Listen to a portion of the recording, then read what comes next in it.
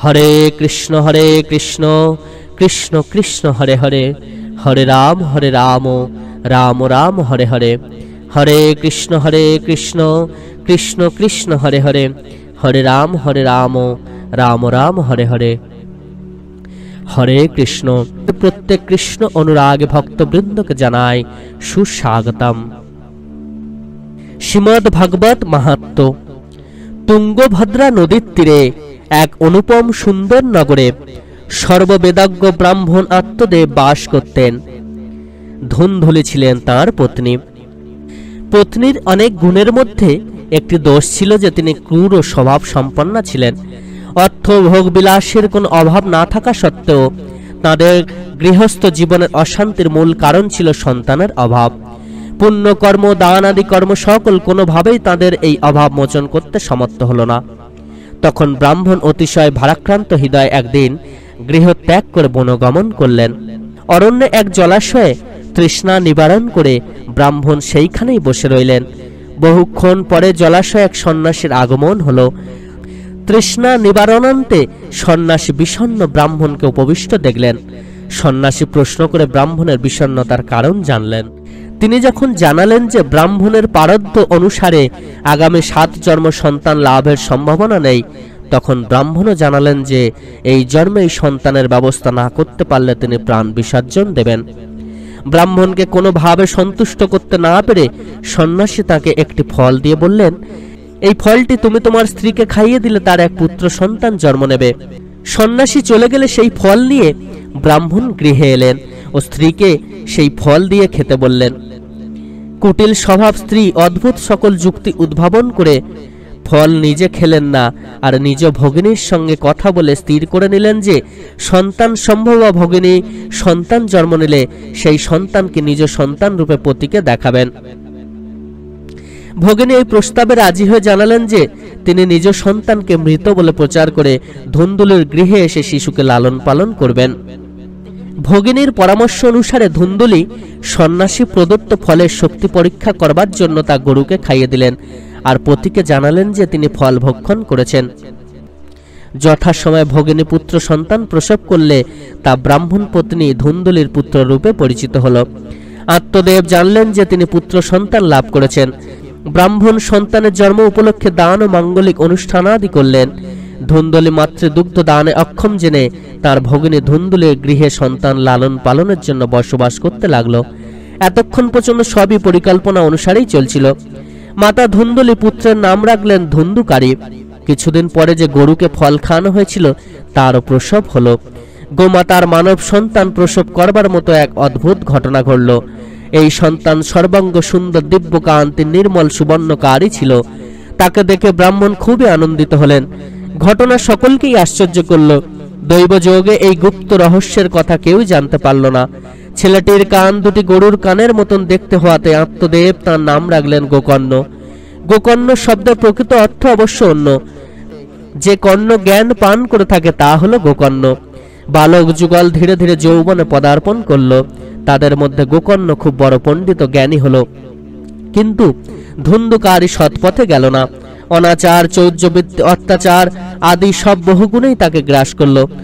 অস্ত্র শস্ত্র নিয়ে এসে ঘুরত, শিশুদের কোলে তুলে নিয়ে কুয়োয় ফেলে দিত, আর সে চণ্ডালদের সঙ্গে বন্ধুত্ব করে তাদের মতো হাতে জাল নিয়ে কুকুরের পাল সঙ্গে নিয়ে পশু পাখি শিকার করে বেড়াতো। বারাঙ্গনাদের কুসঙ্গে সে তার সমস্ত পৈতৃক সম্পত্তি তছনছ করে ফেলল।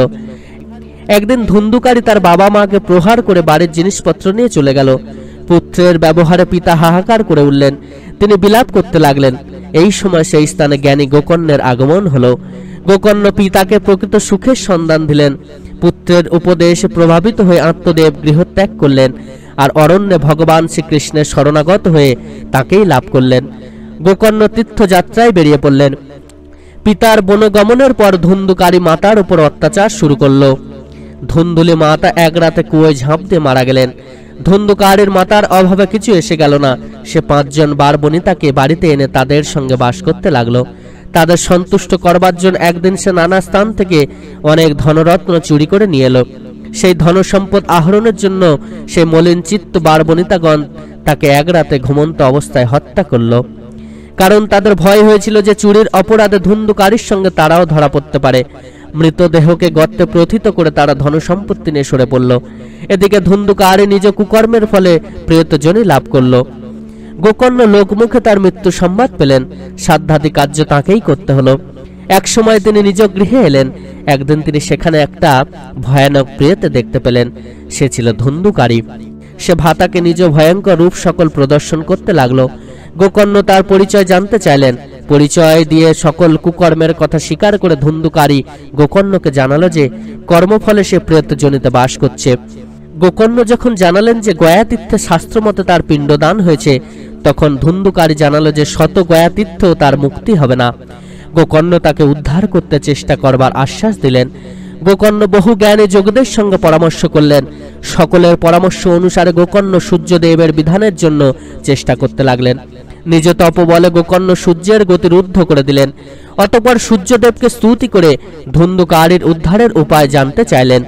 গোকর্ণের প্রার্থনা শুনে সূর্যদেব দূর থেকেই পরিষ্কার ভাবে বললেন, শ্রীমদ্ ভাগবতে মুক্তি হতে পারে, সুতরাং তুমি তার জন্য শ্রীমদ্ ভাগবতের সপ্তাহ পারায়ণ করাও। অতঃপর গোকর্ণ শ্রীমদ্ ভাগবতের সপ্তাহব্যাপী পারায়ণের ব্যবস্থা করলেন। ঘটনাস্থলে শ্রীমদ্ ভাগবতের পারায়ণ হচ্ছে শুনে বহু পাপী তাপীর আগমন হলো। গোকর্ণ স্বয়ং ব্যাসপীঠে বসে কথা পাঠ করতে লাগলেন। তখন সেই প্রেত সেইখানে এসে উপস্থিত হলো আর বসবার জন্য এদিক ওদিক জায়গা খুঁজতে লাগলো। খুঁজতে খুঁজতে সে একটা সোজা করে রাখা 7 গাঁটযুক্ত বাঁশের উপর এসে তার নিচে ছিদ্র দিয়ে ঢুকে পড়ল আর শ্রীমদ্ ভাগবত পাঠ শুনতে লাগলো। একজন বৈষ্ণব ব্রাহ্মণকে গোকর্ণ মুখ্য শ্রোতারূপে ঠিক করলেন। পাঠ শুরু হলো। সন্ধ্যাকালে পাঠ বিশ্রাম হওয়ার সময় এক বিচিত্র ঘটনা ঘটল। সবাই উপস্থিত ব্যক্তিদের সম্মুখেই সেই বাঁশটির এক গাঁট ফেটে গেল। পাঠ চলতে লাগলো। নিত্য পাঠান্তে একটি করে গাঁট ফেটে যেতে লাগলো। এইভাবে 7 দিনে 7টি গাঁট ভেদ করে ধুন্ধুকারী 12টি স্কন্ধ শ্রবণ করে পবিত্র হয়ে প্রেতজনি থেকে মুক্ত হয়ে গেল আর দিব্য দেহ ধারণ করে সকলকে দর্শন দিল। এই শ্রীমদ্ ভাগবত সপ্তাহ পারায়ণ শ্রীকৃষ্ণের পরম ধাম প্রদানকারী। ভক্ত বৎসল ভগবান শ্রীকৃষ্ণ শ্রীমদ্ ভাগবত পারায়ণে বিশেষভাবে প্রীত হন ও অনুষ্ঠানকারীকে নিজ গোপপ্রিয় গোলক ধামে নিয়ে যান। তাই শ্রীমদ্ ভাগবতের মাহাত্ম্য অপরিসীম। এই কথা বড়ই পবিত্র। শ্রীমদ্ ভাগবত একবার মাত্র শ্রবণেই সমগ্র পাপ রাশি ভস্মীভূত হয়ে যায়। তাই সকল ভক্ত ভক্তমতী মায়েরা শ্রীমদ্ ভাগবত শ্রবণের মধ্য দিয়ে আপনার জীবনকে ধন্য করে তুলুন। এই মনুষ্য জন্মকে সার্থক করে তুলুন। সকল পাপ থেকে মুক্তি লাভ করুন এবং এই মনুষ্য জন্ম থেকে চিরতরে মুক্তি নিয়ে ভগবানের চরণ আশ্রয় গ্রহণ করুন। প্রত্যেকে শ্রীমদ্ ভাগবত গীতা রোজ একবার করে হলেও শুনবেন। আপনার জীবন ধন্য হয়ে যাবে। এই শ্রীমদ্ ভাগবতের মাহাত্ম্য যে অপরিসীম, এই শ্রীমদ্ ভাগবত গীতা একবার শ্রবণের মধ্য দিয়ে আমাদের শত শত পাপ খণ্ডন হবে। আমরা যদি ভক্তি শ্রদ্ধা সহকারে ভগবানের এই অমূল্য রচনা, ভগবানের এই অমৃত ধারা একবার হলেও শ্রবণ করি, তাহলে কিন্তু আমাদের জীবন ধন্য হবে। এই মনুষ্য জন্ম সহজে লাভ হয় না, তাই এই মনুষ্য জন্মকে বৃথা দেবেন না। প্রত্যেকে অতি অবশ্যই শ্রীমদ্ ভাগবত গীতা রোজ শুনবেন। আপনারা যদি পাঠ করতে পারেন খুবই ভালো। যেখানে গীতা পাঠ হবে সেখানে চলে যাবেন, সেখানে শুনবেন এবং হরিনাম শুনুন। ভগবানের নাম শুনতে থাকুন, ভগবানের নাম করতে থাকুন এবং জীবনে ভগবানকে নিয়ে চলতে থাকুন। তাহলেই আপনার জীবন ধন্য হবে। জীবনকে সার্থক করতে, এই যে আমাদের সংসারে এত জ্বালা যন্ত্রণায় ভুগতে থাকে, আমরা সংসার করছি, আমাদের সংসারের এই যে মায়া মোহে আমরা আবদ্ধ হয়ে পড়ছি। পিতা মাতা ভাই বোন স্ত্রী পুত্র সন্তানাদি সবার প্রতি টান চলে আসছে এবং ভগবানকে ভুলে যাচ্ছি। ভগবান বলেন সবাইকে নিয়েই ভগবানকে ডাকো। ভগবানের প্রতি টান চলে যাচ্ছে। আমরা জন্মগ্রহণ করার সময় যে কথাটি বলছি ভগবানের সাধন ভজন করো, সেই কথাটি ভুলে যাচ্ছি। সেটি কিন্তু ভুললে আমাদের চলবে না।